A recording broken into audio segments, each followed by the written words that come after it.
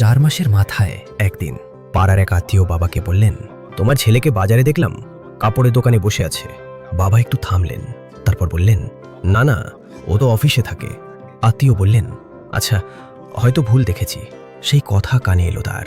সেদিন রাতে সে ঘুমাতে পারেনি, কিন্তু পরদিন সকালে আবার সেই অফিসের পোশাক, আবার সেই হাসি।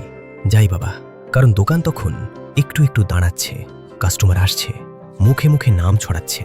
সে ভাবল, আর কিছুদিন ব্যবসাটা পুরোপুরি দাঁড়াকো, তারপর বলবো। 8 মাসের মাথায় একদিন বেলা 11টা, দোকানে কাস্টমার। সে শার্ট দেখাচ্ছে, হাসছে, দরদাম হচ্ছে। হঠাৎ দোকানের দরজার দিকে চোখ গেল।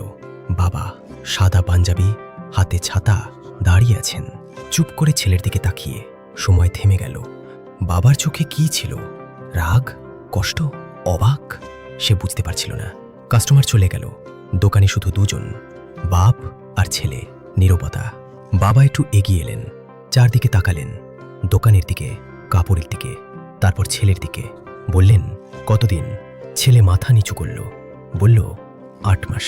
বাবা আর কিছু বললেন না, ঘুরে চলে গেলেন।